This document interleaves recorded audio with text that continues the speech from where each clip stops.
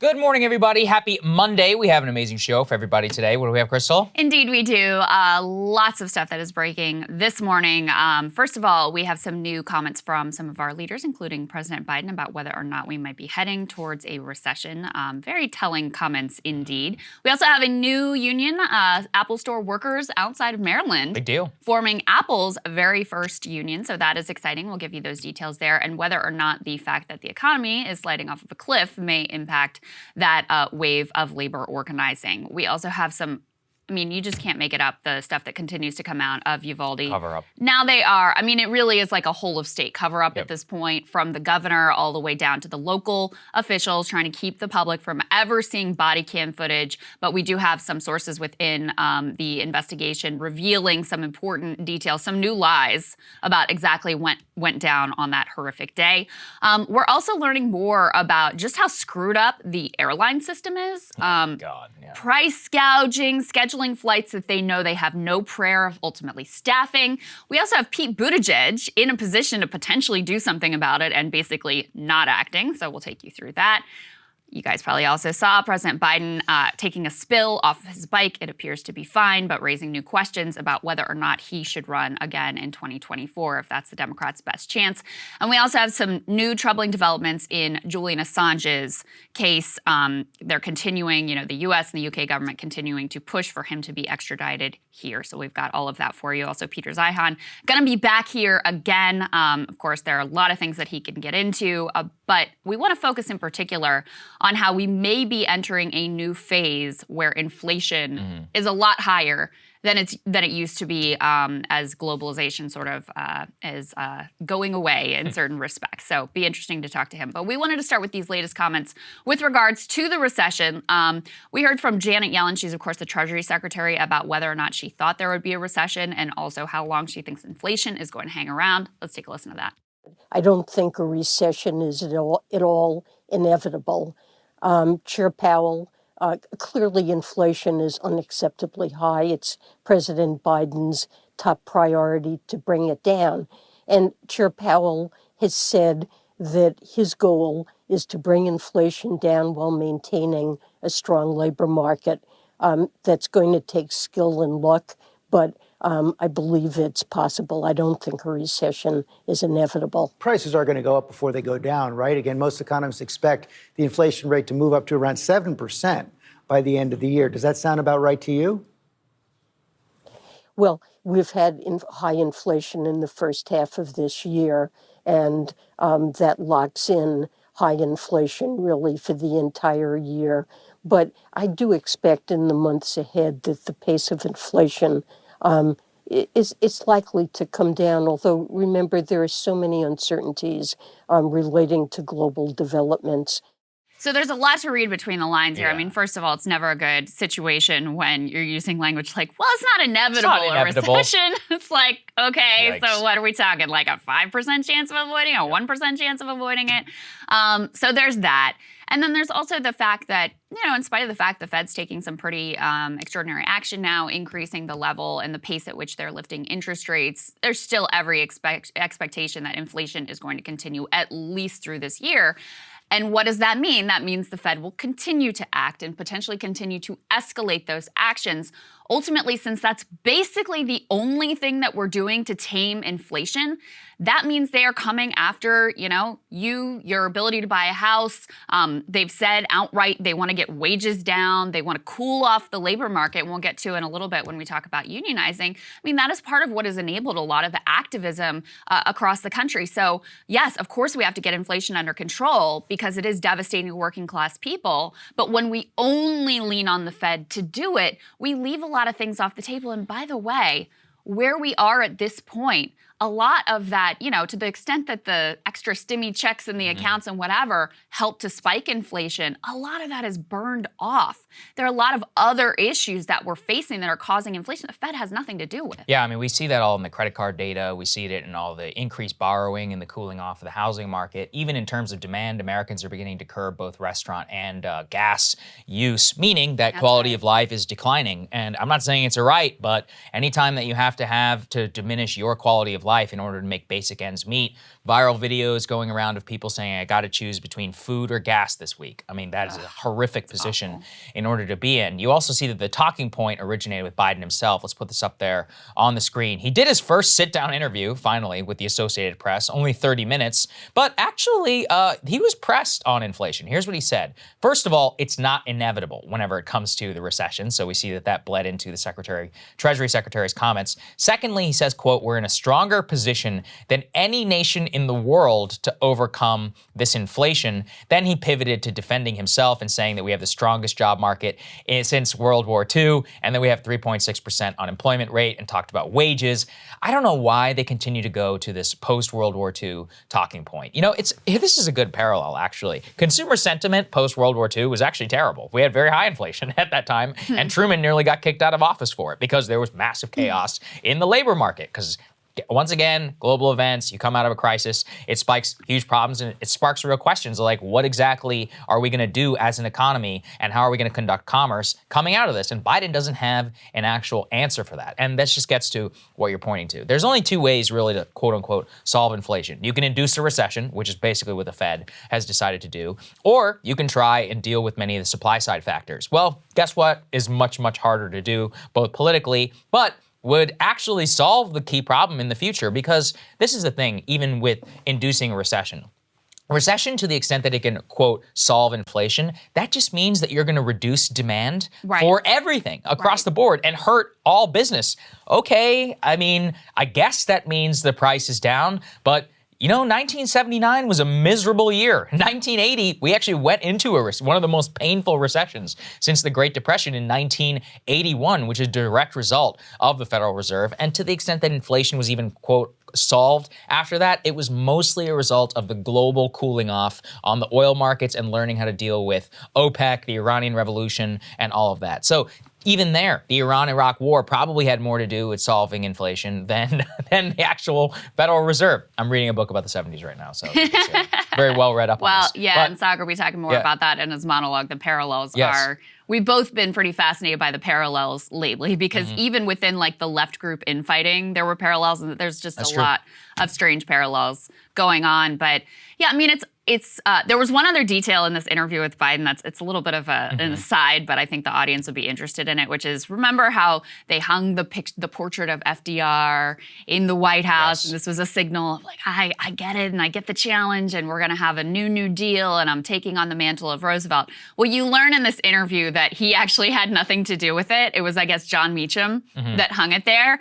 And he looked at it and said, why Franklin Roosevelt? Not that I don't like Franklin Roosevelt, but why put that big portrait of Franklin Roosevelt? And Meacham said, no one ever inherited that kind of big circumstances and more dire straits than he did that last time. And I said, oh, that's encouraging. So anyway, apparently Biden never really embraced this FDR thing. I think that's pretty clear at this point. But go ahead and put this next tear sheet up on the screen, because this article, I really recommend people actually go and read the whole thing. It's from David Lynch at the Washington Post. Fed's interest rate hikes may mark start of tough new economic climate.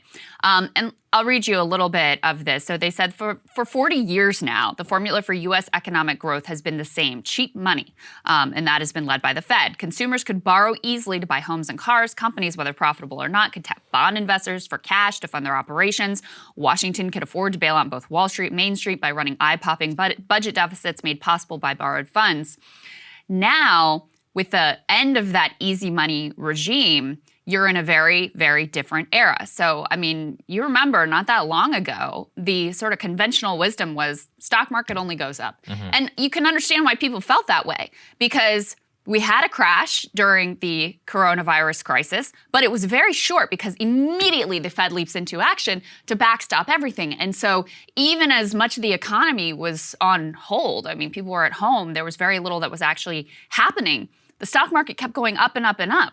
So you were seeing these twin headlines of like, you know, massive unemployment, massive numbers of people filing for unemployment claims, and yet stock market at record levels. So there was just very recently this assumption that, oh, you can't lose, right? I mean, this thing it was fake. It was completely divorced from any kind of reality.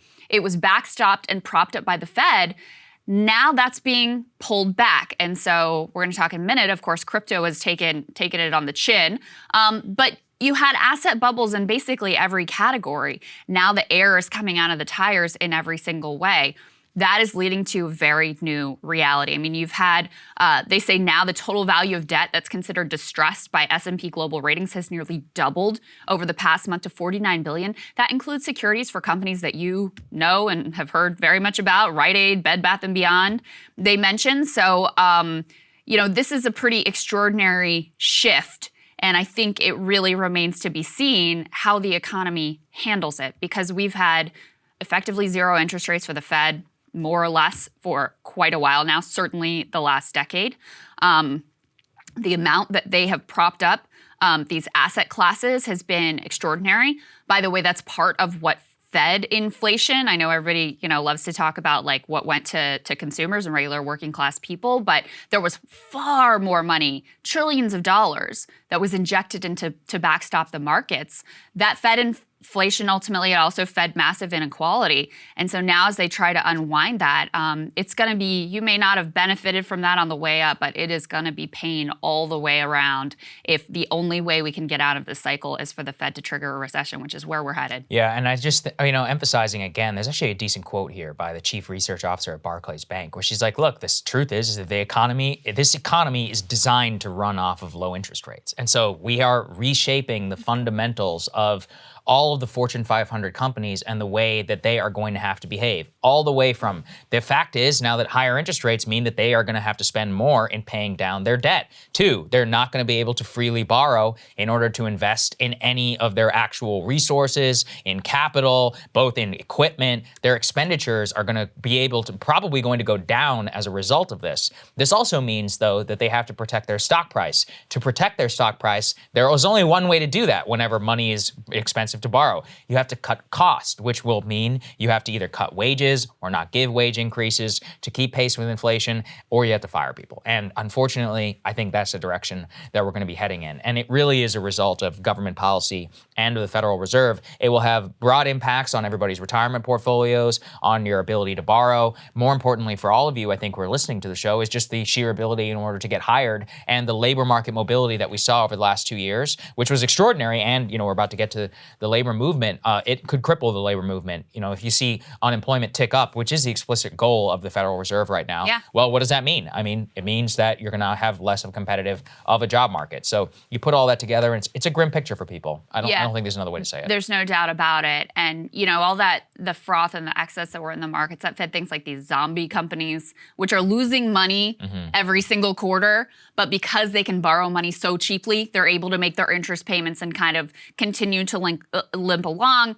You had the massive growth of these SPACs, special purpose acquisition companies. They call them blank check shell corporations, that avoid a lot of regulation, a lot of those sort of like spectacularly failed. And so because you had, these massive trillions injected into the market in this way, you created all of these things that now are being pulled back dramatically. And I don't think anyone knows exactly how this is going to play out, because we've never been in exactly this place before, even though there are a lot of parallels with the 70s. We've not ever been exactly in this place before. And Saagar, something you've been pointing to is the consumer sentiment. I mean, if you just ask the American people how they're feeling about things, it is not good at all. Go ahead and put this up on the screen. You can see the best sentiment here they show in this chart, they say, was in 2000. And this goes back to, it looks like about 1950. 1955, the worst sentiment is now. Yeah.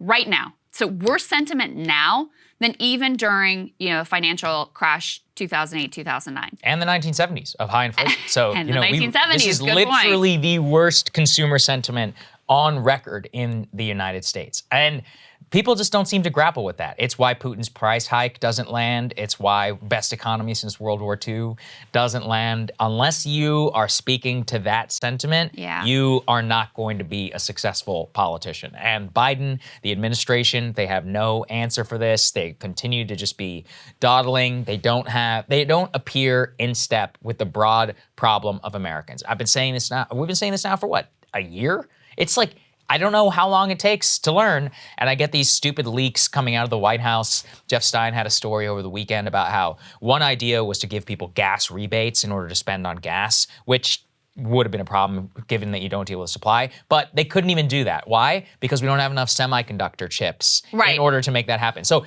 even their stupid idea is not actionable because of a supply problem that they also, and Congress refuses to address. It's too perfect. And then there's also just, this is another thing that Jeff Stein tweeted. They've been considering this for 4 months. Oh my God. 4 months. And they're still apparently considering it. Right. It's like, shit or get off the pot. I mean, honestly. And I mean, think about this, not just on this, but student loan debt, like all these things, they float them, they think about, they agonize them. It's like, Jesus Christ, people are suffering now.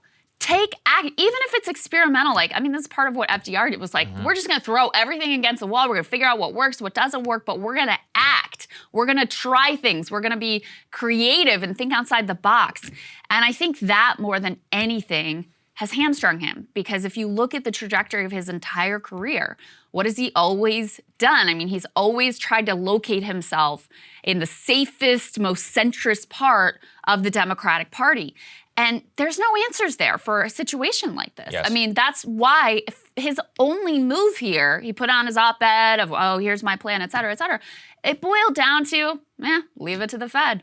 Leave it to the Fed. That's it. And the only thing the Fed can really do is trigger a recession that massively hurts you and doesn't even deal with the real core of the reasons that we ended up in this situation in the first place. It is a sad, sad state of affairs, ultimately. That's right. Let's talk about Uvalde. So some new and interesting revelations. Let's start with the first and the foremost, which is that, let's put this on the screen, Uvalde and Uvalde Police have hired a private law firm to fight against being required to release body camera footage and other records related to the school shooting.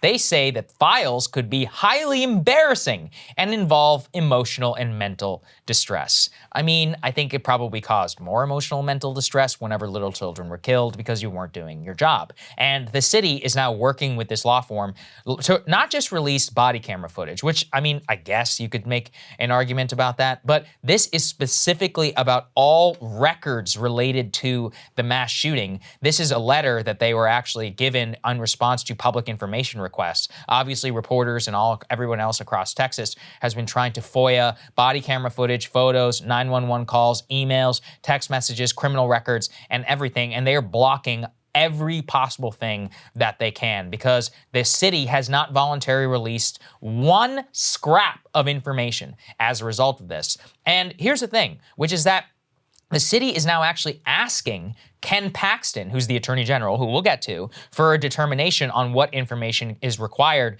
to release to the public, which apparently is the standard practice in the state of Texas. So the Texas AG now has the ability to determine which and any, if all, records should be released. They're hiding and fighting behind this lawsuit. Meanwhile, the Texas Attorney General and the governor have the ability right now in order to release all of this to the public, which it certainly should be, in order to make these gentlemen be held to account. Remember that guy, Pete Arredondo, the chief of Uvalde CISD Police? He remains completely unavailable to the public. He's been dodging reporters. Their hope is all of us will just completely move on. At the same time, the San Antonio Express, doing some great journalism here, let's throw this on the screen, they have a source which says that the police never tried to open the door to the classrooms where the Uvalde gunman had kids trapped. Now, we had some indications of this in the official timeline that was given eventually that came out on how they were all holding outside, about how eventually Border Patrol had to ask and go and get the key in order to try and enter the classroom. But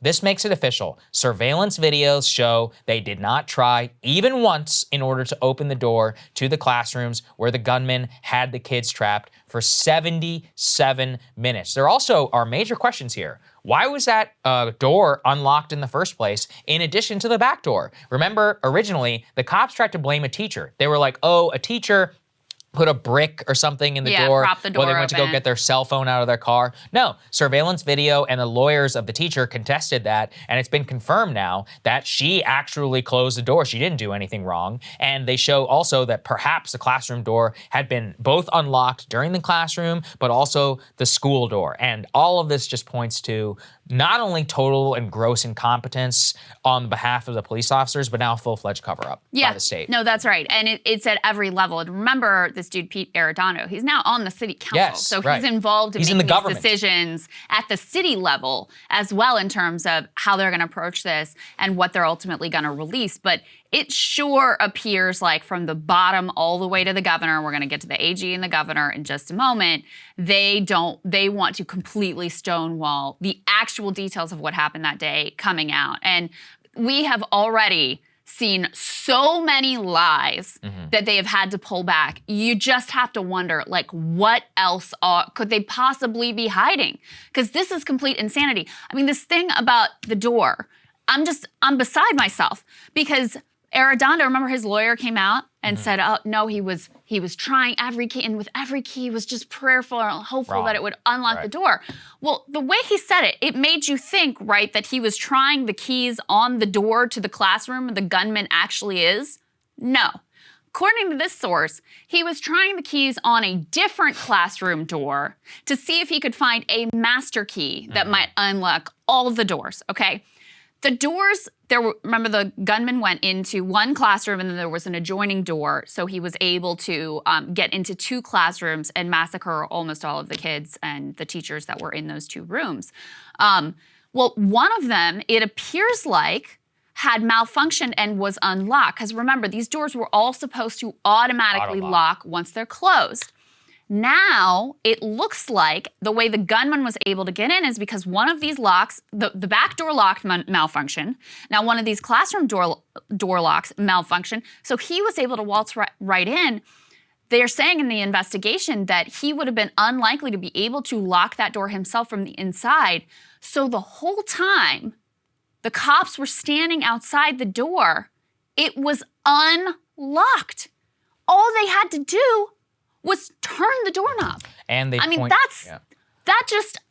can't even believe every time we get a new revelation, I just cannot believe the callous cowardice failures of every single one of these people. Yeah. It's mind-boggling. And a police source actually says surveillance video confirms that the officers all had access to a crowbar tool that could have opened the door to the classroom. So even if it was locked, if they wanted to. So if you wanted to, you could have gone in there even if it was locked. Even if it was locked, they could have tried to blast their way in there. They could have tried to open the door. They waited 77 minutes. I mean, all of this is just a massive screw up. Not even screw up. And willful almost incompetence. I don't even think we know the half of it Yeah, yet. I agree with you. The lengths they're going to keep the body camera footage and all of this from coming out, I don't think we even know the half of it. And one of the experts they point to as well said, this is kind of the problem with the body-worn cameras. You know, the idea is this like police accountability, but in reality, oftentimes it's the police departments themselves who basically get to decide what gets released and what doesn't.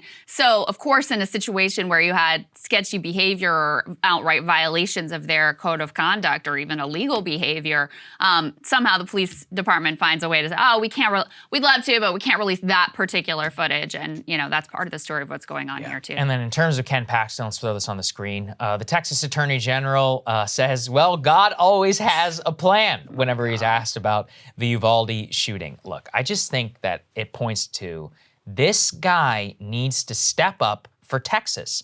Him and Governor Abbott need to have a full-fledged actual investigation, get all of the records and the police footage, everything out, edit it together, and explain to the citizens of Texas what went wrong here. And this is not throwing, everybody under the bus. It's the people who are responsible. Root them out of government, throw their asses out of office, appoint new people. Frankly, Uvalde PD should probably be disbanded. At the very least, Uvalde CISD, and the state should step in. And, we have the Uvalde Police, that's what you're saying. Well, I didn't say defund it. I said take it away and put some new people in there. And in the meantime, the Texas Department of Public Safety should step up.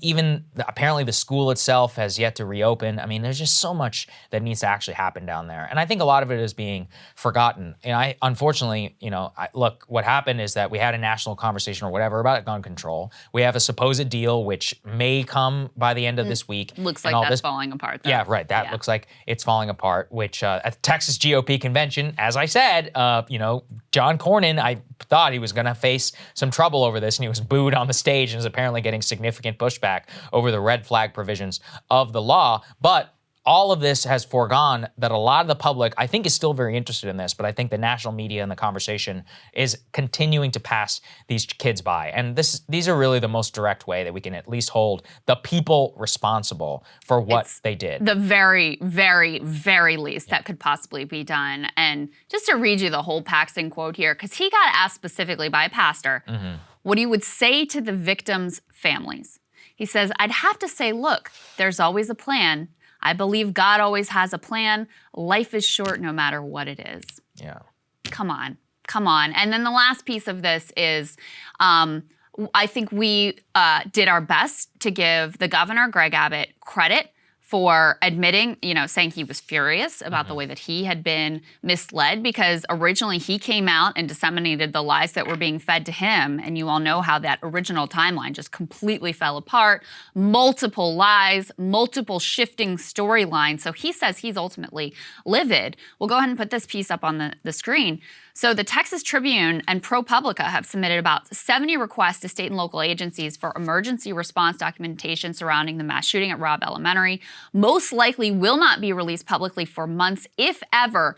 Greg Abbott's office specifically, and the Texas Department of Public Safety, the U.S. Marshal Service, and the city of Uvalde are asking the state's attorney general for permission to withhold records that may offer tangible answers to the contradictory accounts. So again, whole of government cover-up, from the local officials, the police department, the city council, all the way up to now, we know, the governor of Texas and the U.S. Marshal Service trying to block the release of records that would finally tell us the truth of what actually happened that day after being fed so many lies. Yeah, they need, like I said, stand up for Texas, stand up and show the country, what really happened here, and try and take charge of the situation. So I just think it's such a catastrophe. We had a viral moment, Krystal, schooling some people on the Bill Maher real-time experience. Do you want to describe it for people before we throw to the clip? Yeah, so as you guys probably know, I flew on to LA over the weekend and I went on Real Time with Bill Maher. It's I don't know why that show stresses me out. It's a very different environment. Lights and audience and all Yeah, that there's stuff. live audience and you fly all the way out there to do it. Right. And you know that you got to be super, super punchy to get your points in because It's like TV.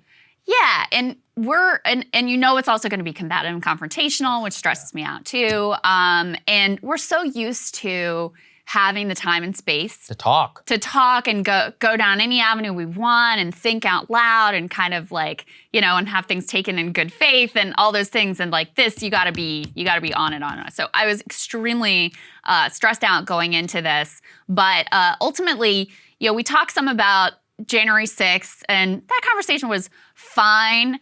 I wanted to talk about some of the more underlying issues because that's what we do. And that wasn't really, there wasn't really the time and space for that. Interesting. But then we got into inflation and I got very combative, I guess, with the, in my mind, very simplistic explanation that this is all just about the money that was given to working class people.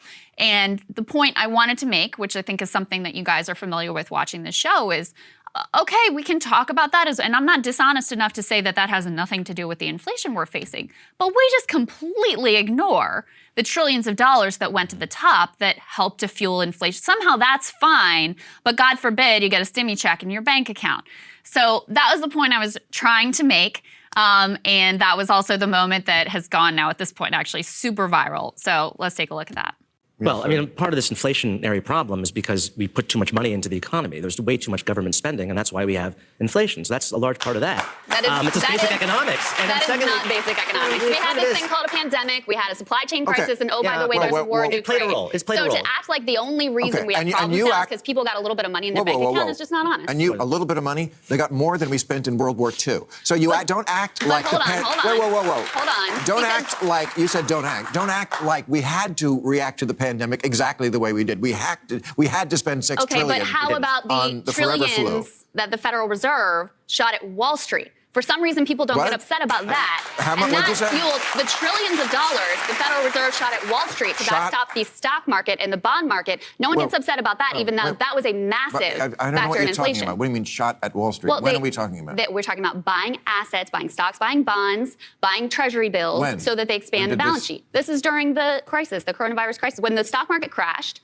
that is what the Fed did. They went into action. They shot but the trillions stock of dollars. market didn't crash during COVID. Now it's crashing. It's crashing now. It crashed and the Fed came in and backstopped it. That's what happened. What, it crashed and we never heard about it? No, it crashed. Go back and look at it. I think it fell off a cliff. When? The Treasury bond market stopped functioning, and the Fed took extraordinary action it's never taken in history. I don't Somehow remember no one that. gets What do you mean, the upset. first week of the pandemic? Somehow nobody gets upset about the rich people who got tons of money and tons of support, way more than working class people did. Sure but they oh do. my God, people were able to feed their kids and they had a little bit of money in their bank accounts. It was the worst thing in the world. No. That is one small part of the inflation story, and is, by the way, not the only thing that we can deal with to get out of this mess. Well, gas so prices. Biden has Is it a small advocated- part, Jamie? Gas prices we can largely attribute to an administration that's been waging war on the fossil fuel industry. That's ridiculous. And now they drilled more than everybody. I mean, That's a talking US, point. That's not U.S. true. production. No. Okay, U.S. production is up. Well- it will be at record levels next year. Okay, well- the fossil fuel companies themselves are flush with cash, but will not invest in new drilling because they would rather give it to their shareholders. Okay, all right, That's wait. the truth. So there's a lot That's going on very there. stressful. It is. Also, the stock market crashed in March of 2020. Like what? What are you talking about? Well, I actually get why you might have forgotten, because the Fed leapt into action, but that was such a seminal moment that really determined our trajectory everywhere since. Because remember, the politicians, they were actually, it was unclear that they were going to do much of anything freaking for out. anyone at the time. Remember, we were Going beside nuts. ourselves. Yes. I'm like, they may not act at all. And then once the market crashed, that's when they were like, shit, we got to do something. And of course, the overwhelming amount went to the top, as it always does, but they had to sweeten the deal with some stuff for regular people. Remember, at the time, there were all those stories about senators who sold everything they had, who sold a bunch of their stock before the crash so they could avoid the fallout from So the crash ultimately was very short, exactly because of what I tried my best to explain there in a very short period of time, of the extraordinary action that the Fed ultimately took. And that's why you ended up with these dueling headlines of, oh my God, the stock market's at record levels, but meanwhile, unemployment is, also at record levels. The reason you had that dueling reality is because of the Fed's actions there. And so if you don't understand that history, you're going to have a hard time understanding what's unfolding before us right now. Yeah, I just think that I don't know how you could have forgotten that crash. I mean, crash. Even today, the headlines are all largest stock market crash since the 2020 crash of coronavirus. Actually, I just looked. 2020 market crash even has its own Wikipedia page. And actually, at the time, there were Black Monday 1, Black Thursday, and then there was Black Monday 2, where they specifically talk about how on February 17th, that's when the Asian markets began to crash as a result of the reports coming out, not only of China, but South Korea and initial lockdown procedures. That's what triggered massive market sell-off. March of 2020 leads to the eventual discussion around stimulus checks, of lockdowns. April of 2020 is when all of this gets solidified into place. By May, it's largely forgotten and cheap capital floods the system, but that was a pivotal economic time. I mean,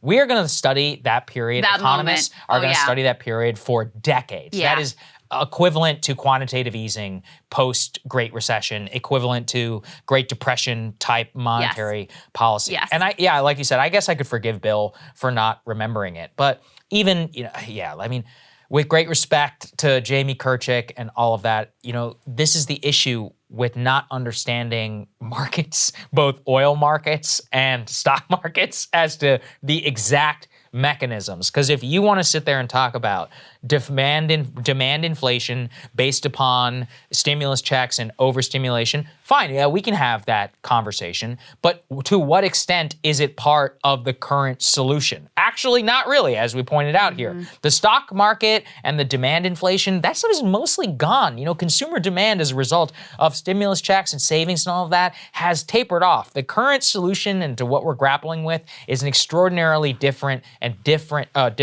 difficult time that doesn't have a lot to do with happened in March of 2020. So it just reminded me discussion. Yeah, and I think it also it reminded me I'm so used to existing in this ecosystem. Yeah, it's different. And, you know, and I know that you guys who watch regularly, like you're very aware of this history. We talk about this stuff a lot. We've gone out of our way to really dig into kind of the workings of the Fed this year because it's so central. Like we've really tried to challenge ourselves to understand on a deeper level what's happening in the oil markets, what's happening with inflation, what some potential solutions are, you know, what the truth is and what the talking points from both sides. We're not perfect. We really try to understand in depth what's happening here.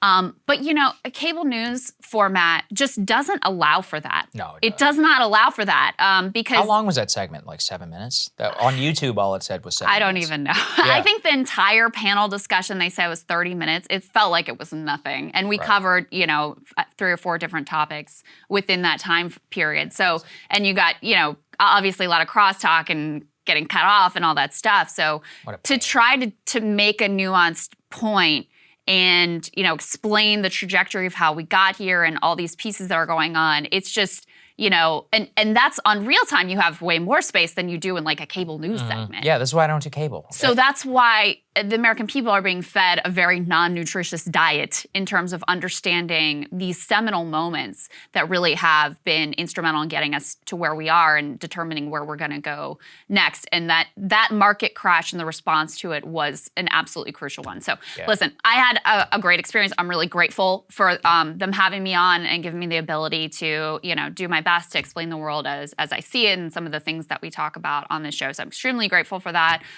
Bill couldn't have been nicer. After the fact, they do a little, you know, like get together on the patio, open bar, whatever. So I got to chat with him a little bit, and that was really nice as well. But I will tell you the other thing that was funny, which I've never done this to myself. I really have never done this to myself before, but I had such a hard time gauging whether I did well and got my points off or not. And so I really, and I hate watching myself back. I really should have watched myself back, because if I did, I would have been like, okay, I did okay. I got my points across. But I tortured myself that night, like, oh man, I think you, like, these certain moments I was replaying you should have said this, you should have said that, maybe you came off in a bad way, like maybe you're too aggressive. I really, really was torturing myself. And I've been thinking about why that is, because I really genuinely normally don't do that. Even when I have actually performed kind of poorly, I'm usually like, what are you gonna do?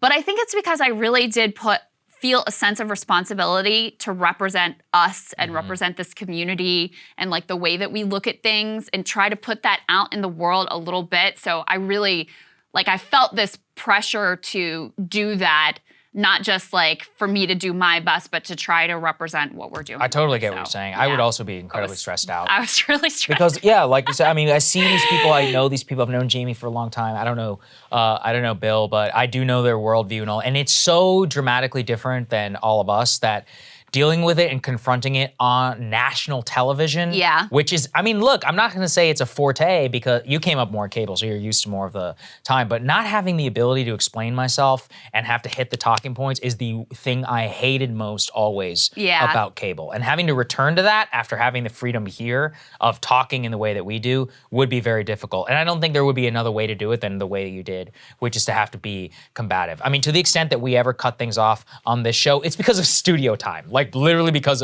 we're like, we have to get out of here in order to produce our show on time. That's it. It's not because, I often feel that they restrict it artificially in order to induce these results. I really do think I think it's suboptimal at the best for discussion. The first thing I noticed when I shifted from cable news to, YouTube and to independent media is that you just have so much more space and so much more attention from the audience to lay out more complex arguments and points. When I write a monologue for cable news, it was like, I can hit one point, I can hit it a few times, that's the best you're gonna do.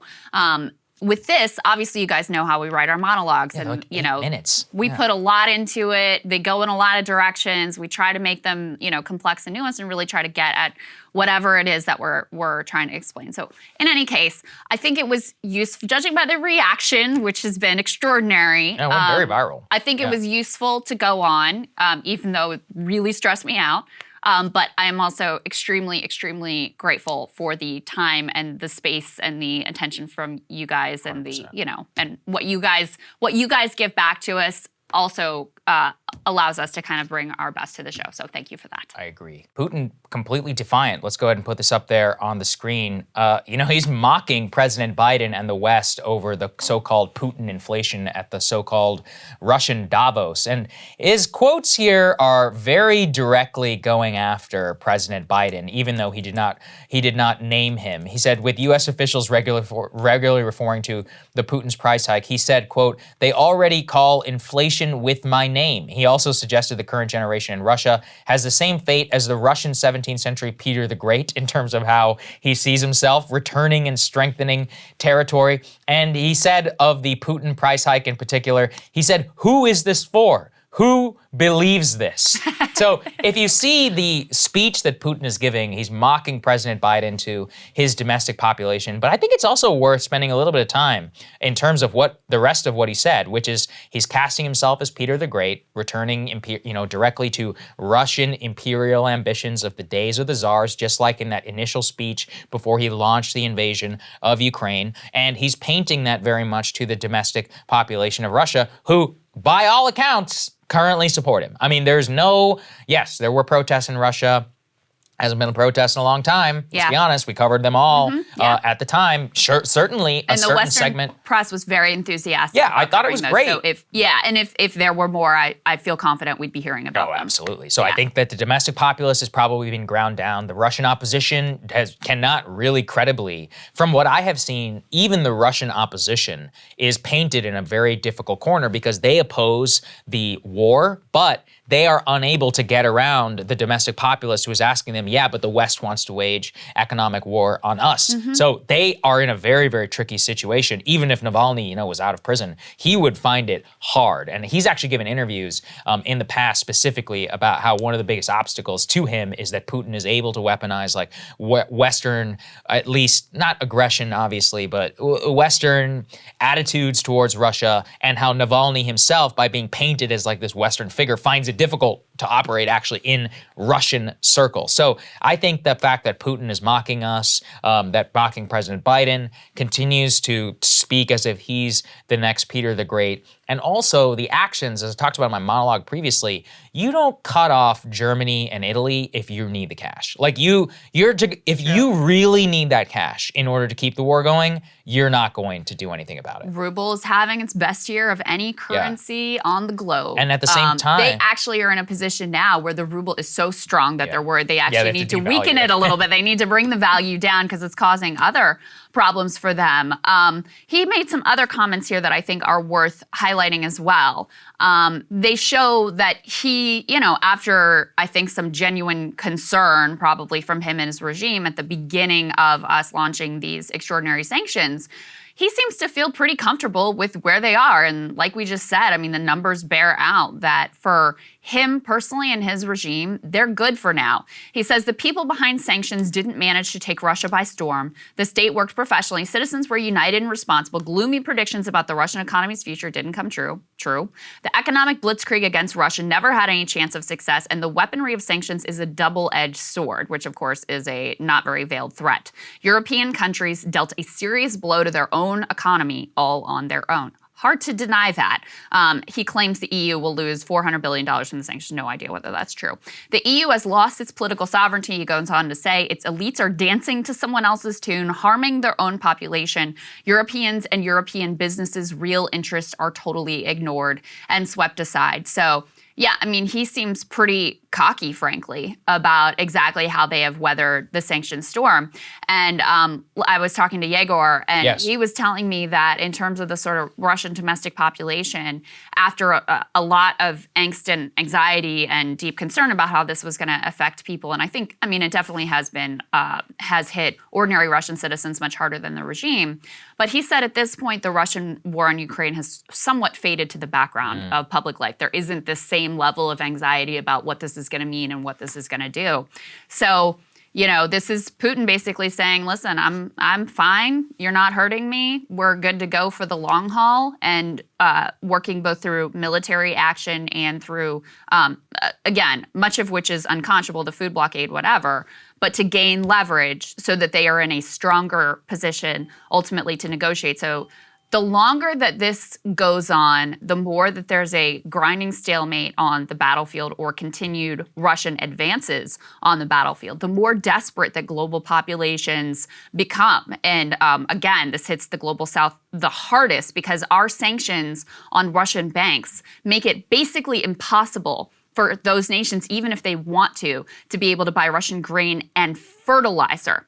And we already had regions that were decimated by the climate crisis that were already struggling with crop yields in these years. So you have a massive food crisis in part because of Russia's unconscionable actions and then in part because of our response to the war. So that's where we are. It's a lot of misery, and not that this would be easy to bring to a close or anything like that, but I think everybody should be interested in trying to do what they can to push this thing to an end through a negotiated settlement, so that we can, so that there can be peace in Ukraine, so that it's not the whole story of inflation, but it is part of it at this point, so we can start to get prices under control, and most importantly, so we can avoid a conflict with a nuclear superpower, because that would be a good thing to do. And domestically, well, President Biden, they're sticking to Putin's price hike. The White House Twitter feed, I just looked at it, for the last 3 days has been tweeting almost nothing but Putin's price hike.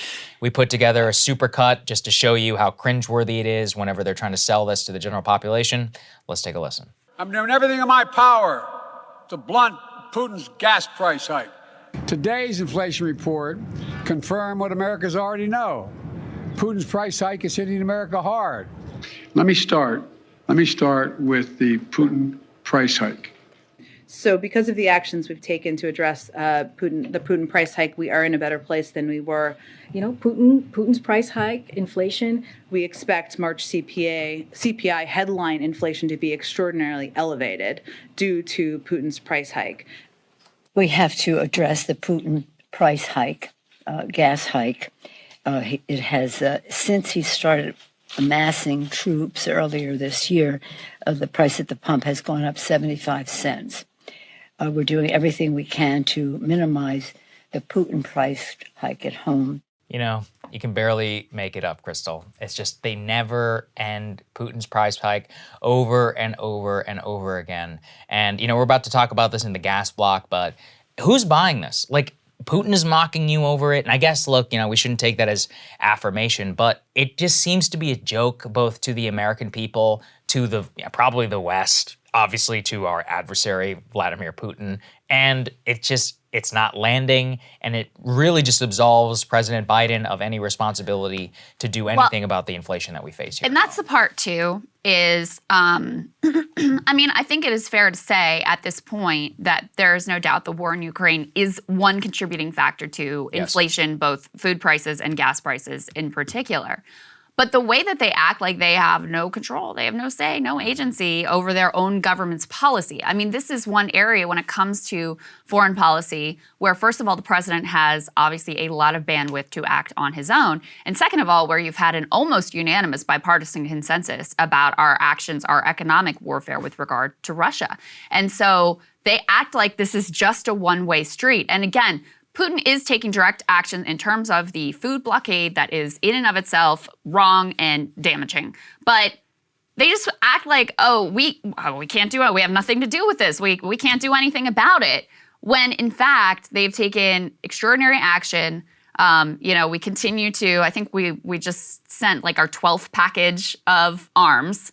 So we are directly involved in this conflict. So to pretend like, Putin's price hike, nothing we can do, is also extraordinarily disingenuous. Yeah, well, the media isn't making anything. The media is not making things. This is actually very interesting. So FAIR, they do phenomenal media analysis, took a look at the way that the media covered Russia's invasion of Ukraine versus our own invasion of Iraq. And lo and behold, the way that the media has covered these two invasion stories, invasion wars, has been radically different. Let's go ahead and put this up on the screen. So what they did is they examined the front page of the New York Times from April 1st to April 30th, 2022, and compared that to May 1 to May 31st, 2003. So this is like the exact same point in these two wars, the Iraq War and Russia's war on Ukraine. And they found incredibly disparate coverage. The media has covered Russia's war on Ukraine dramatically more than they covered our own country's invasion of Iraq. I mean, it should be the complete opposite, since our country invading Iraq inherently is, directly about our citizens. Not to say Ukraine, what is happening there doesn't matter. Obviously, we've covered it a lot too. But this disparity is insane. So to give you the numbers, Times front page had 179 stories in that 1 month time frame on Ukraine. 79 of those were 179 stories on the Times front page, and 79 of those concerned the Ukraine invasion. So 79 out of 179, that's 44%. All but 3 were located at the top of the page, where editors, of course, put the stories they consider to be most important. Fully 75% of all top of the page stories were about the Ukraine war. Not a single day went by without a Ukraine story being published on the top of the page. And on 14 different days, only stories about Ukraine were published on the front page. So really overwhelming front page, top of the page coverage by the New York Times. On the other hand, so 44% of the front page has been Ukraine during this time period. When it was the Iraq invasion, only 18% of the front page stories were about the Iraq invasion. Only 41, 32 of those were at the top of the page with 9 below, and only 25% of all top of the page stories were dedicated to the Iraq war. There's a lot more here too. In particular, they get into how much the Times covered stories of civilian deaths when it came to Ukraine versus our invasion of Iraq. They said that 14 of those front page stories in that 1 month talked about civilian deaths as a result of the Russian invasion. All of those were at the top of the page. When it came to Iraq, there was only 1 story about the civilian deaths that were being caused by our own military. So 14 top of the page stories in 1 month about civilian deaths. And listen, civilian deaths deserve coverage. I'm not saying those shouldn't have been covered. What I'm saying is, when it came to our own civilian body count in Iraq, 1 story.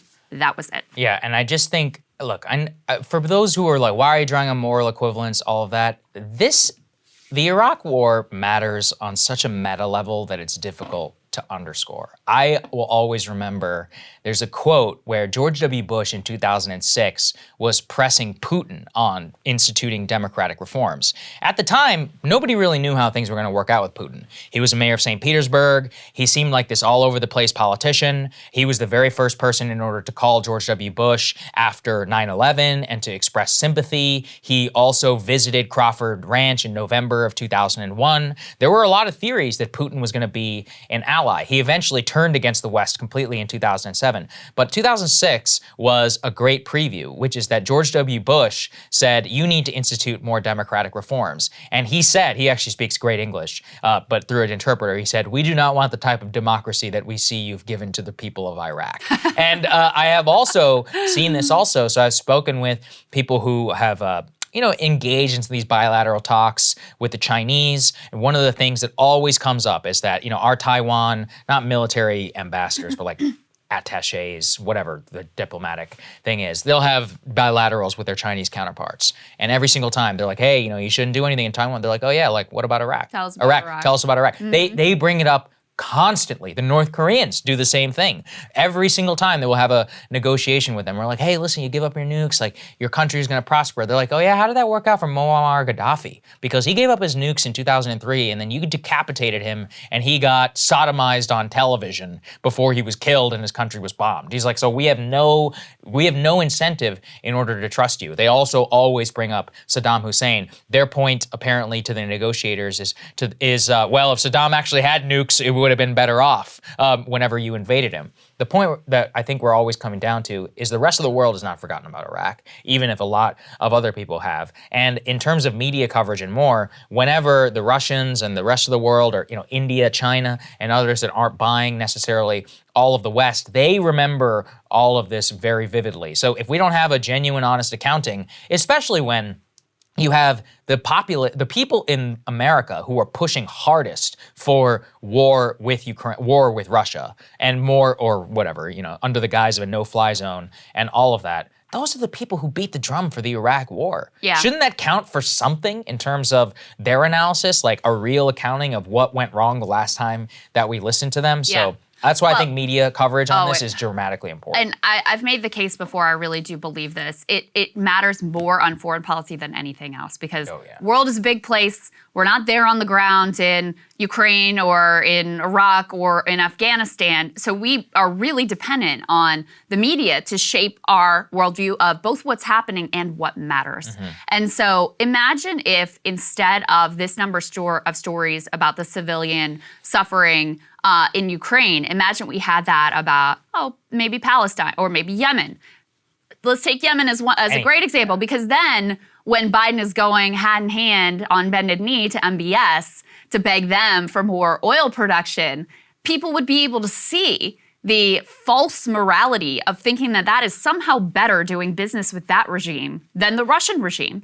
And it's clearly these are both nefarious regimes that are doing bad things in the world. But we're blinded to what's happening in Yemen because, I'm not saying they never cover it, but is it anything like what we see with Ukraine coverage? Of course not. And so, yes, that really shapes the way people feel about these countries, the way that people think that we should ultimately respond. Afghanistan is the perfect example because you're talking about literally the same country. And when it came to Biden ending the war, there was overwhelming coverage about the civilian population and their pain and their suffering and, how we needed to be there for them. We needed to basically stay forever, keep this war going forever so that we could protect the civilian population. Well, now that we're gone and they've moved on, and we, by denying them their own central bank reserves, are helping to contribute to mass hunger of all the countries on the planet. Afghanistan is one of the worst in terms of hunger and starvation. Right now, we are directly complicit. Not a peep. Where are the stories of civilian humanitarian heartache on the front page of the New York Times over that? So that's why these comparisons really matter. And it's just extraordinary that when our own country invaded a sovereign nation on false pretenses, they did not cover it nearly as much, or the civilian toll hardly at all. The contrast between how they're covering the Ukraine war, it is night and day. Yeah. It really is. No, that's right. Good morning, everybody. Happy Thursday. We have an amazing show for everybody today. What do we have, Krystal? Indeed, we do. Lots of big stories that we want to talk to you about this morning. First of all, the New York Times actually forced to admit that our sanctions on Russia have completely backfired. Their word is boomeranged. So they have some new numbers there that are pretty interesting. We also had some primaries this week down in Georgia and Alabama. A little bit of tea leaves, reading some contradictory indicators about the state of the Republican Party and Trump and all of that stuff. And also, this was pretty stunning. Ron DeSantis actually ahead of Trump in a new New Hampshire theoretical primary poll. So we will break that down for you. Also some other interesting moves on DeSantis's part. I can't believe we continue to learn more and more horrifying details about just what occurred in the Uvalde massacre. The very latest news is that that chief of the school police unit has actually been asked to step aside for now. Finally, I don't know what took so long. So we've got the details there. Also an interesting moment from Elizabeth Warren, of all people, kind of calling out the Fed and really in a very succinct way demonstrating how limited what the Fed is going to be able to do in order to get inflation under control and get our economy back to where we would all ultimately like it to be. And then we've got some interesting thoughts from MSNBC on gas prices. Yes. But we wanted to start Saagar, Okay. drum roll. We finally have the date. It's finally happening. The date, the announcement, the link. It's all over, people. happening. After I've gone to war for all of you. We're coming to Atlanta, Center Stage Theater, Atlanta, September 16th, 7:30 Exciting. p.m.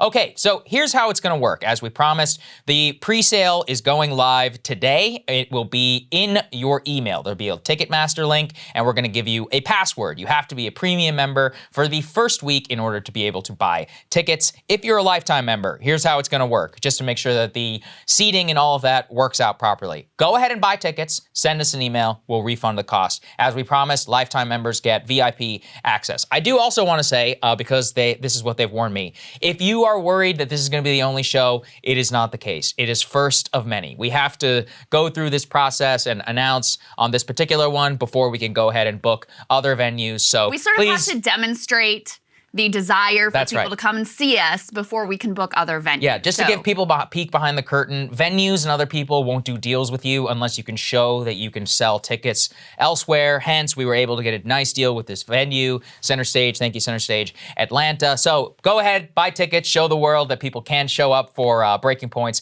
live. It's going to be fun. We're going to have Krystal, me. We're obviously going to have friends, special guest appearances at various different locations. And for those of you who are in other parts of the country, don't worry, we are coming. We have the map, all of that and stuff laid out. So don't worry as if this is the only one. And Right, this is not your only chance. I am excited about going to Georgia though. Because, yes, that's part of the reason why it's fun. Right, Because we timed it specifically to be, right in the heat of election season and just before some of the biggest races in the country are unfolding in Georgia right now. So to get to go to Atlanta, a city I haven't been to for a hot minute, I'm pretty excited about I that. have not been to Atlanta, I believe. Well, You've literally never been? I've never spent time in Atlanta. I've traveled. I've obviously spent time in the airport, but that's basically it. I started college at Clemson University in South Carolina, and it's not that far from Atlanta. In fact, a lot of times you would fly in and out of cool. Atlanta Airport would be like the cheapest one to fly now. So I spent a bit of time there when I was in college, and I've been back since, but I haven't spent a lot of time there since. So anyway, excited to go down to Georgia. We're coming to Atlanta. We're coming to other battleground states. We're coming to major metropolises. Don't worry, we are coming. For those of you who are in the area or, whatever, within a couple 100 miles, go ahead and buy tickets, show the world. Like we said, premium subscribers are the people who get the first shot at all ticket sales, not just this one. And for the lifetime members, you guys have guaranteed seats, no matter where, no matter what. As I said, buy the ticket, send us an email, we'll refund you the entire cost. So go ahead and tell us. Yeah, it's going to be exciting. We've been working on this for over a year. We were worried about COVID like a year ago. It was a whole thing. And think about the last time we did the very one of last these. thing that her and I did was that book show. It was March 2020, I want to say. In retrospect, probably shouldn't have done it. It was like March 19th or something. It really was. It was in Brooklyn. It really was like the last moment before everything shut down for COVID. And there is no doubt it was circulating the virus so much more widespread than certainly we realized and that much of the country realized at that point. But we got in right under the wire.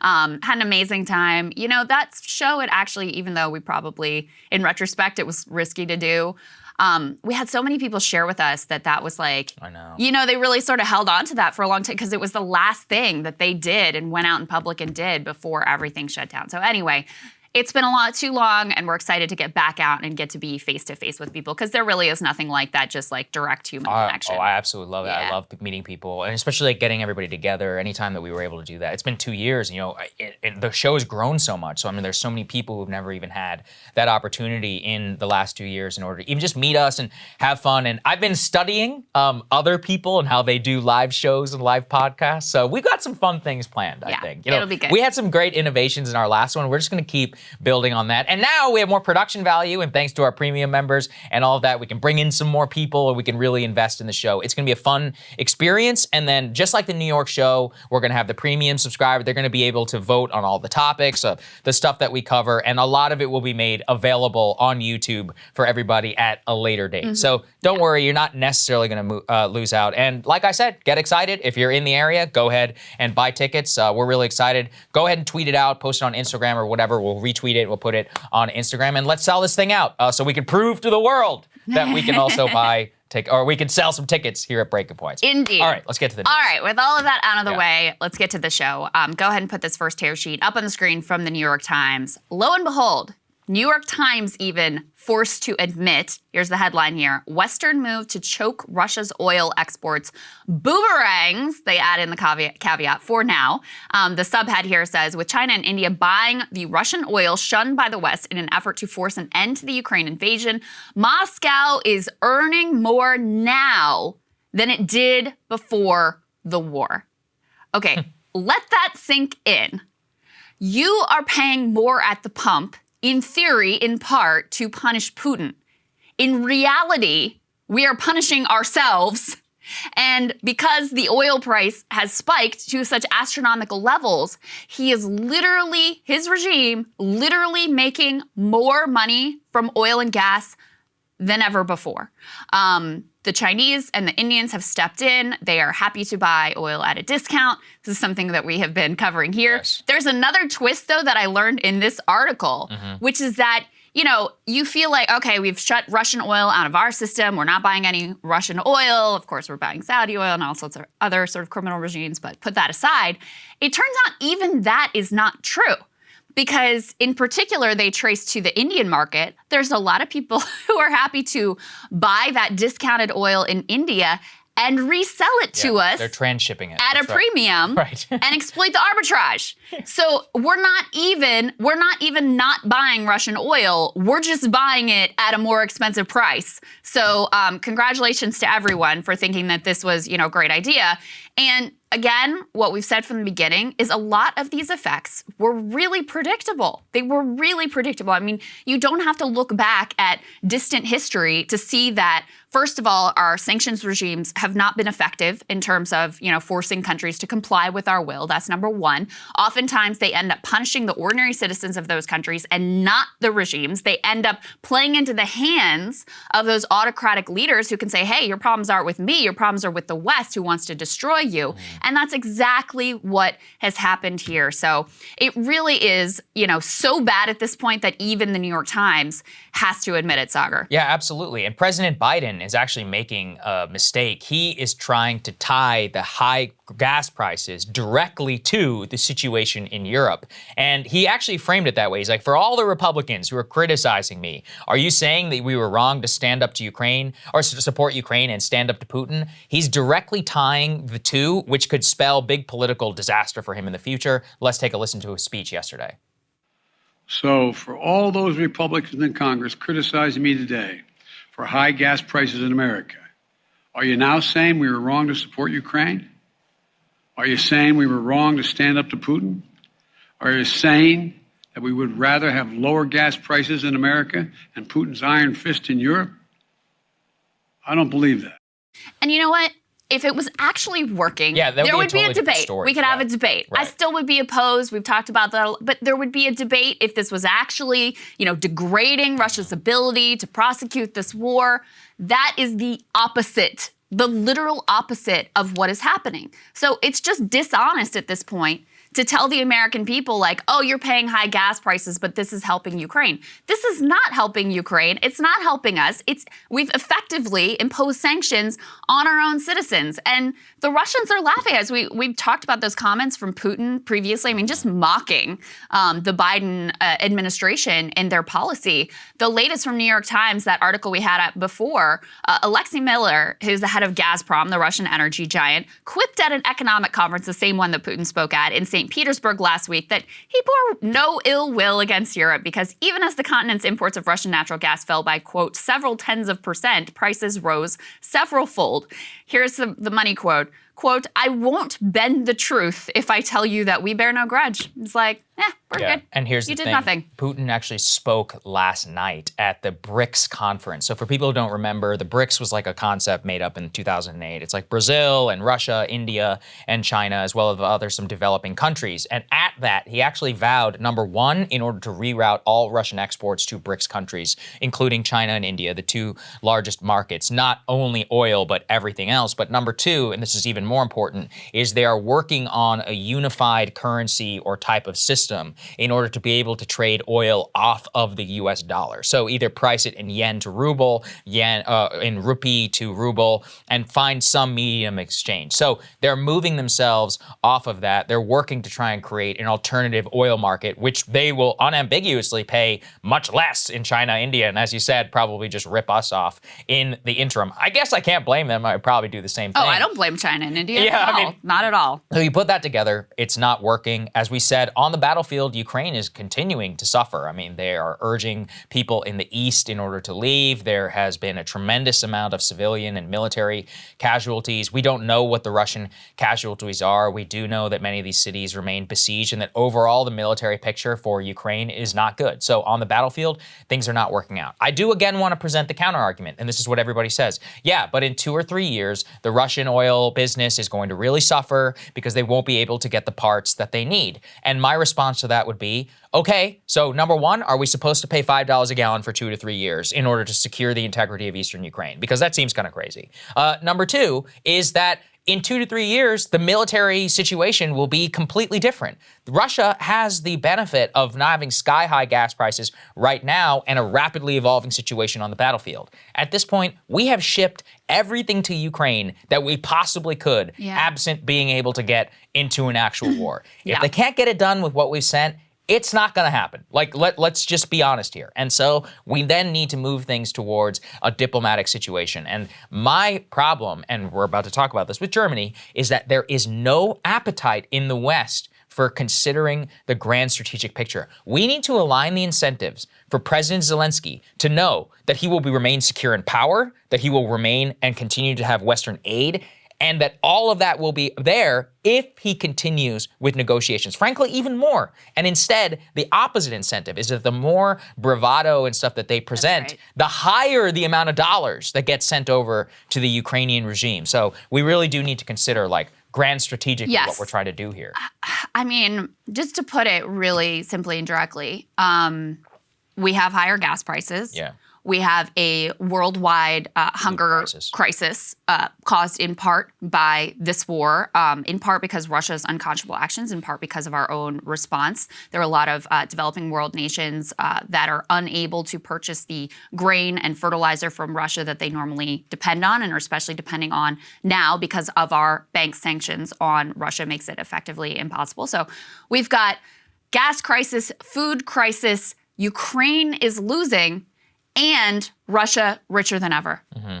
Tell me what part of this policy is working. Tell me what part of the policy is working. I mean, and then to your point, you're like not allowed to say that or people freak out. If you say, hey, we need to figure out how do we get to the negotiation? How do we wrap up this war in the interest of everyone, especially the Ukrainians? You think they want to be at war for 3 years?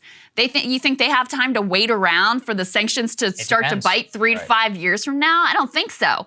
So when you say anything that contradicts the mainstream bipartisan consensus of we just need to keep sending in the military and we need to keep trying this economic warfare, which is completely boomeranged, even the New York Times is admitting it, you get massive backlash. And that just happened in Germany in a pretty interesting instance. Let's go ahead and put this tear sheet up on the screen. So this says Scholz advisor turns heads with appeal to consider the future Russian relationship. That's really all that he said is, hey, maybe we should think about whether we want to make Russia a pariah state. This is my interpretation of his words. I'll tell you his exact words in a minute. And massive backlash. So here's this article. They say German Chancellor Olaf Scholz's top foreign policy aide raised eyebrows Monday night when he suggested Europe should focus more on preserving long-term relations with Russia and less on the specifics of German tank shipments to Ukraine.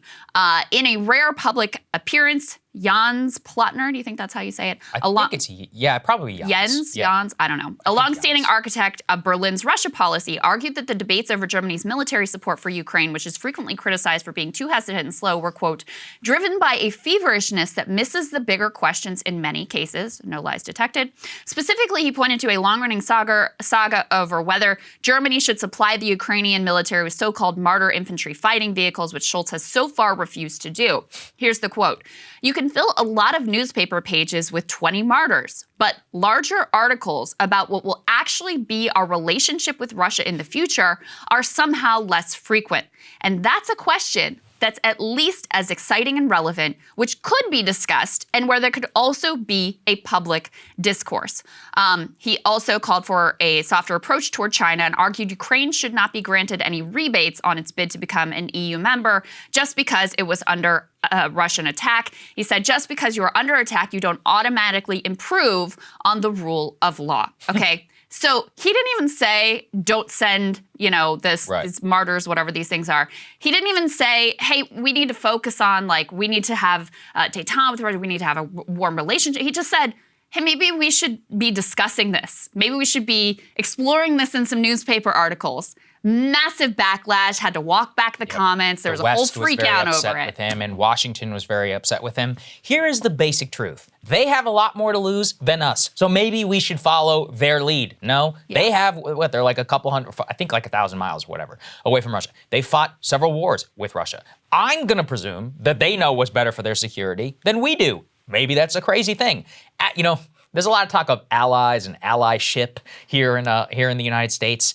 Aren't you supposed to listen to them and be like, what do you guys want? Tell us what it is. Why are we imposing our will on a situation that has negative impact on us, quite literally, whenever it comes to that? Also, the energy situation in Germany is a catastrophe. If you care about the climate, Austria, Germany, Italy, and the Netherlands are resurrecting coal-fired power plants as of right now in order to move towards bringing more energy domestically. So, as a result stupid as possible denuclearization and reduced natural gas imports from Russia, Germany and Austria and the Netherlands, Germany being one of the largest, I think the largest economy in continental Europe, is now going to have to produce significantly more coal-fired energy in order to meet their goals, which is terrible for the climate. Also, people don't know this, coal is very expensive. It's actually not cheap anymore compared to many of the other instances or many of the other alternatives. So consider this. People are paying sky-high gas prices, and the energy that they're going to use in order to heat their homes in the middle of the summer, and then come winter, because we all know that that's going to happen, in order to heat their homes in the winter and cool their homes, right now is going to be filthy coal-powered energy. So consider the broader impact of that. That is a catastrophe. And listen, the Germans have made a grand strategic decision that they want to continue some sort of commerce relationship with the Russians. I think that is broadly the Germans' business. To the extent that I make fun of them, it's for taking offline their nuclear power plants and for saying that they don't want to do so. So maybe they'll consider some of that. I guess, though, the Greens, if the German Greens don't denounce this more than they denounce nuclear, they are truly full of shit. But whenever you consider the broader implication, we have to have energy here in America. We're going to talk a lot about that today with the gas tax and oil. They need it in Western Europe as well. These are still developing countries, or these are developed economies. They have a certain standard of living in order to meet the most basic baseline. Yeah. And on top of that, you consider, peace between the great powers on the continent. All of that seems very important. I'm not saying the situation in Ukraine isn't important. We have to take stock of what it all is, what's happening, consider the Ukrainians' interests and ours. And we should never subjugate our own interests under what is for Ukraine first. Well, it's not clear to me that the policy we're pursuing is good for it. Yeah, I don't think it's good for anybody. But I'm saying even if it was, I would still. It's been good for the Chinese. They're getting a good deal on gas. It's been good for the Indians who are getting a good deal on gas and are able to sell it back at a premium to us. So I can't say it's not been good for everybody. Although, India also one of the countries that will be impacted by the rising price of food. So I mean that's not costless either. But I do want to say one thing about the gas tax holiday that now has been proposed and is being pushed by the Biden administration before we move on here. And Saagar's going to be talking about, we're also going to be talking to Skanda, who's done a lot of thinking about how we could get gas prices under control in a very sort of thoughtful and nuanced way. But Biden has decided to lean into this gas tax holiday idea, which, number one, is not likely to have much of an impact on what you pay at the pump at all. So it's impotent. Number two is basically a subsidy to the very oil companies that have had these massive record-breaking profits, but the only thing they want to do to it is make rich people even richer. So number 2, it's a subsidy to them. And number 3, he has to get this through Congress. Congress already said this isn't it's not even, gonna happen. it's They've not going to already voted happen. on gas tax, yeah. So what are you doing? I mean, you're proposing this policy that's like an impotent subsidy to the oil and gas companies that's not even going to pass. What we're talking about here with Ukraine, while of course Putin's price hike isn't everything that's going on with inflation or with the gas markets, it is true that our ban on Russian oil is certainly having an impact on the cost of gasoline. This is something that is completely in your power. And, he likes to pretend like we can't do anything about it, or that if you're arguing against it, you hate Ukraine, when the reality is it has had the polar opposite effect of what was intended. And I just wish they would be honest about that. We tried it, it didn't work, let's try something else. How about that? I completely agree. I mean, at the very least, give some people some hope somewhere. But if you say that this is all tied up with Ukraine, you're not going to like what the answer to that question is a year from now, whenever you're like, hey, how much longer do you want to pay $5 a gallon at the pump in order to make sure that the border of the Donbass is slightly different than it is than 1 year ago? I mean, these are not questions. We didn't live in democratic societies in World War I, absent the United States. And a lot of those countries found out the hard way in terms of their domestic politics that a lot of people were like, yeah, why are we spending millions of people to die in order to make sure that the French border moves 1,000 feet? These are all questions which have to get democratically resolved. And if you are a supporter of the Ukrainians, the last thing that you probably want is for the U.S. domestic populace to turn against it and just say, you know what, peace at all costs. We don't care anymore. If this is going to be the impact that we have over here. And I very much see that that could be the case, both on history and look, it doesn't take a genius politically in order to figure that out. At the same time, we're getting some more official details that are supposedly accurate about what happened with the Uvalde massacre. In particular, a Texas police commander says that after analyzing the response, analyzing body camera footage, which, by the way, they are blocking the public from getting access to any of these details. So we're just having to take these people's word for it. So grains of salt on all of this. But according to their timeline, they are saying that these officers could have neutralized and taken out this mass murderer in 3 minutes. 3 minutes. Let's take a listen to a little bit of that. 3 minutes after the subject entered the West Building, there was a sufficient number of armed officers wearing body armor to isolate, distract, and neutralize the subject. The only thing stopping a hallway of dedicated officers from entering room 111 and 112 was the on-scene commander, who decided to place the lives of officers before the lives of children. That's what it comes down to. That is what it comes down to. You see those photos, Krystal? Those guys, they had semi-automatic rifles, they had body armor, they had ballistic shields. They had the thing to pop open the door. And it also, by the way, it turns out the door was unlocked, so they didn't even need that. But if they did, they had it. Right. I mean, all of that. And just to give you guys an idea of how insane things were, let's throw this on the screen. Eva Mireles called her husband. She was one of the teachers who was killed. Her husband was a police officer, said she was shot and she was dying. And when he tried to save her, he was detained, had his gun taken away, and he was escorted from the school. Now, at the very least, we have some good news right now, which is that Pete Arredondo, the guy who was the head of the police department of Uvalde CISD and made the call to not go in and to take down the shooter, has been relieved, placed on a leave of absence as of yesterday. However, he remains, Krystal, on the city council. And listen, I mean, I don't really know how the law works. I think it's a good reminder right now, by the way, that the Supreme Court says a cop has no obligation to protect you. So you should actually keep that in mind. Given everything, I do not see how, at least in moral justice, that the man who made that call, Pete Arredondo, should not be prosecuted in some form. And if that is not allowable under law, somehow needs to be civilly held accountable for what has happened here. Because You could see those officers outside. You could also see the Border Patrol guys. By the way, everybody's lined up. They're all G.I. Joe'd out. I'm not, no disrespect, since those guys are actually the ones who went in and killed the gunman. But I'm saying the guys who were there on the scene, you could see the picture. You could see the timestamp up in the corner, had everything they need. I've had a lot of cops message me saying, I would have gone in with my service revolver, or my service pistol. Yeah. No body armor, nothing. I would have gone in. That's my job. That's what I signed up for.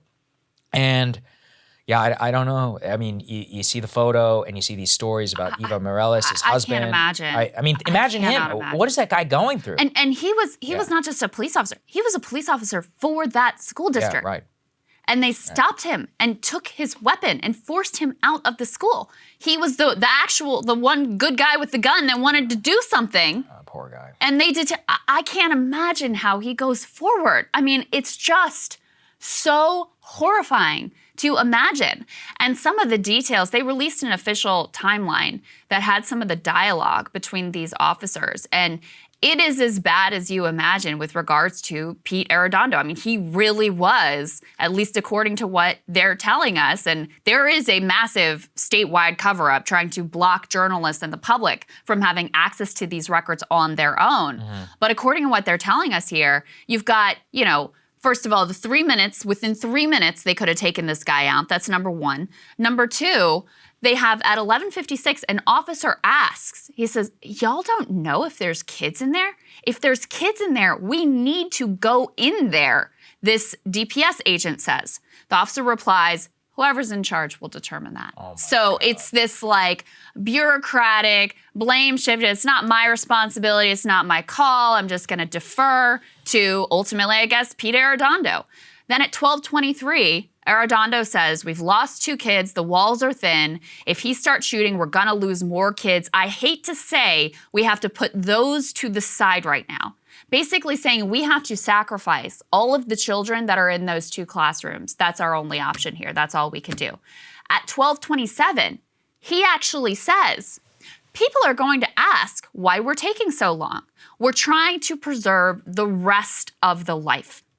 There were kids, and this teacher too, by the way, who were bleeding out on the floor. There were other kids who had not yet been shot. We know this at this point. There was one of the teachers died on the way to the hospital. A few minutes could have saved that life. Been crippled for life. Yeah, that's exactly right. Nothing. 12:28, he said, we have master keys and they're not working. The door was unlocked and they had the crowbar thing to pop it open even if it wasn't.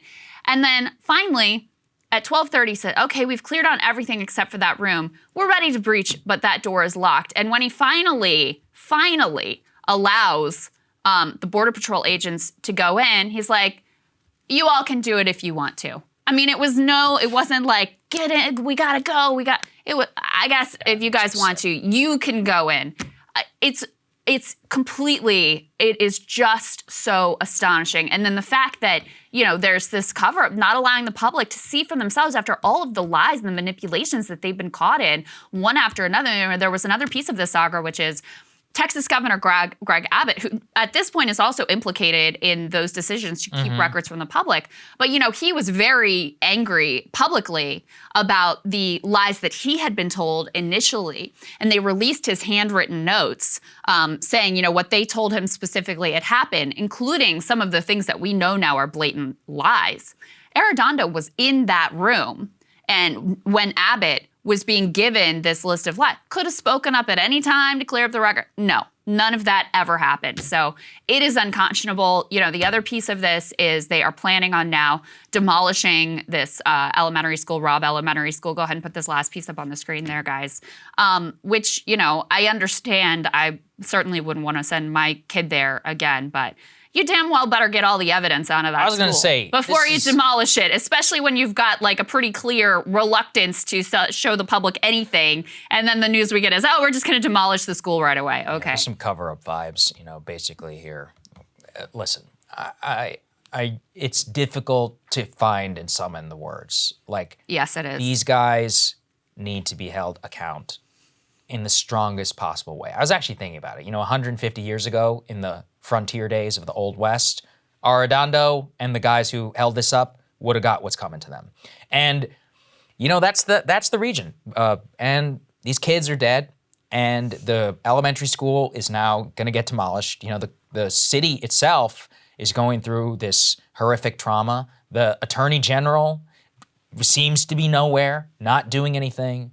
I don't know why somebody can't just stand up. It's God's plan. I don't know why somebody can't stand up for Texas. I don't know why, somebody needs to pay is really the only answer that comes out of here. Some interesting comments from Elizabeth Warren recently, sort of grilling Federal Reserve Chairman Jerome Powell. And as you guys know, some of the backdrop here is, of course, that because Washington is unwilling to act with regard to inflation, food prices, gas prices in particular, they've punted this thing to the Fed. As we've gone over a lot, the Fed is very limited in what they can do. Basically, what they can do is trigger a recession. I mean, that's effectively, they're openly admitting we got to get unemployment up, we got to get wages down. So the one thing that Washington has landed on to do to deal with what is, mostly a supply chain driven inflation crisis is to hurt you and your pocketbook. So Elizabeth Warren, I think, here does a very effective job of drawing out that reality and what the Fed actions can do and what they cannot do. Let's take a listen to that. Chair Powell, will gas prices go down as a result of your interest rate increase? I would not think so, no. Okay. That matters because gas prices are one of the single biggest drivers of inflation. Energy prices overall drove a third of the inflation last month, but the Fed's tools, as you say, have no impact here. So let's look at another necessity, food. Price of groceries is up nearly 12% this year. Americans feel the pinch. No matter how much groceries cost, people still got to eat. Chair Powell, will the Fed's interest rate increases bring food prices down for families? I wouldn't say so, no. Okay. So a Fed increase won't bring down these prices. So she goes on to press him on what will it do? And of course, the answer is spike unemployment, so cause you to lose your job, cause your wages to go down, and potentially trigger a recession. So you can't get gas prices under control. You can't get food prices under control. This is what you can do. And so, Saagar, I was looking at some polling that was being passed around about how Biden's approval rating with young people is now at 25%. And you think about it, you just step back and you're like, yeah, their policy with regards to gas prices is literally to increase them through the Russian oil ban, as we covered earlier, and to lean on the Fed to effectively trigger a recession. That's their policy. So it's a miracle anyone approves of what they're ultimately doing here. Yeah, and look, Powell destroyed so many of these talking points, by Biden. He was like, no, it's not going to have any effect on food. No, it's not going to have any effect on gas. They were like, what about inflation? Is that a result of Putin? He's like, we had high inflation before the Russian invasion. So but he is doing all he can. He has only control over interest rates. Yeah. It's the president who has control over fiscal policy and other policy that actually do something about this inflation, some of which he refuses to do other than a stupid-ass gas tax holiday, which won't even happen. So consider that. At the same time, here's what the elites want to do. They basically want to destroy the U.S. economy in order to bring inflation under control. Let's throw this on the screen. Here's what Larry Summers is saying. And he's just saying the quiet part out loud. I don't want to target him specifically because this is what they all secretly believe. We need 5 years at 6% unemployment or 1 year at 10% unemployment. Great Recession level unemployment in order to bring inflation under control. And you know what? He's not wrong. He is not wrong that in the current toolkit, with considering that the Fed was the only policy instrument, that actually is the only way in order to do that. The problem is that 3% unemployment we're at now to 6% is, tens of millions of people in this country. 10% unemployment, I can't even begin to describe our current economic condition and what that would mean for millions of not only workers, but their families and their dependents. People forget the fallout from the Great Recession. A lot of people just never went back to work. A lot of people had to drop out of the labor force, or they had to find underemployment, cash employment, or working 2 jobs, lost a lot of benefits, lost their house, bottom fell out of the retirement portfolio, underemployed up until the day that they could finally hit Social Security earlier. You think that's not going to happen at 5 years at 6% unemployment? Millions would drop out of the workforce. Millions of people would opt for early retirement and near poverty wages.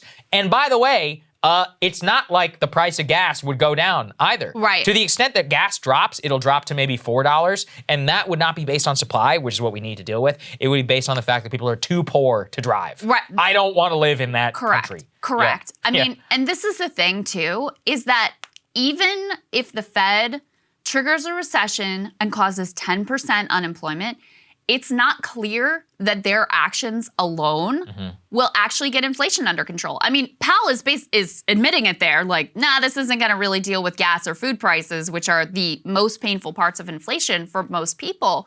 But something that Skanda has been writing about, and also that Dave and Dan has been writing about, is it's not just that the Fed will crush demand, and by crush demand, that means hurt you, right? Depress your wages, your ability to spend money. So your wages will be hit, you may lose your job, destroy your ability to buy, all those things, right? So not only will the Fed's action do that, but it's actually not true that the Fed won't do anything on supply. Hiking interest rates will actually hurt supply because you will have some effects of less investment, and that means, less building, less houses being constructed, these sorts of things so, if inflation is a mismatch between supply and demand, you're crushing demand, yes, but you're also going to cause some issues on the supply side, which could exacerbate the problem. So it's not even clear that the Fed's actions alone, without legislative action, without our government actually functioning, and without, Biden stop his idiotic policy with regard to Russia also, which is exacerbating the situation, they could actually make things worse. And this is something that David Dan has been writing over at the American Prospect. We can put this tear sheet up on the screen, sort of drawing this out. And he says the Fed's crushing investment right when we need it. He writes the Fed strategy might not cure the disease. It's hard to attribute inflation entirely to an economy running hot when there hasn't been any economic stimulus in 15 months. Fiscal policy has now turned sharply negative. What looks to be the greater problem is a simple shortage in physical capacity to sustain a decent standard of living. The main pockets of inflation right now are in fuel, which is rising because of supply shocks from Ukraine, a bottleneck in refining capacity, food, also stunted due to war, and housing, damaged by a decade of underbuilding. Investment is needed to deal with all of these categories, but thanks to the Fed, investment is now harder to do. Indeed, researchers from the Federal Reserve Bank of San Francisco recently concluded that problems other than demand account for about 2/3 of current inflation.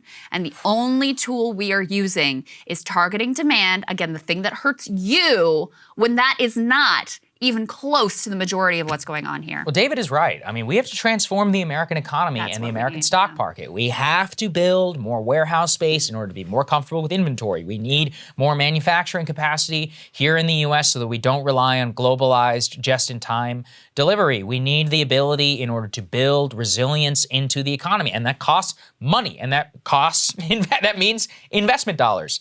When you don't invest and you don't have the capital to borrow, well, you're going to have to cut cost. And when you cut cost, you both cut investments and you cut jobs. And then when demand goes down, you have further revenue that's coming in the door, which affects your ability to borrow. So you're only become leaner, and shareholderism means that we're going to try and squeeze even more values out of the stock. The best way to do so is what? Cut even more jobs, cut more investment. So at the time when America needs investment more than ever, we are effectively choosing the opposite. And I think we should all take Chairman Powell's words to heart, which is he is admitting to us it will not affect either of the prices. That's right. And the sad thing is we had a lot of years at 0% interest rates to do this investment. And instead, companies, bought back their own stock and issued dividends, and they didn't do the investment. The federal government completely hamstrung. They didn't do the investment. So that's the other piece, is we had this window of a decade to set ourselves up for the future so that, and reshore capacity, all of those things, and we lost it. So it is, guys, I really think it's going to be ugly. I'm very concerned about where we're headed right now. I think it's going to be bad, unfortunately, as well.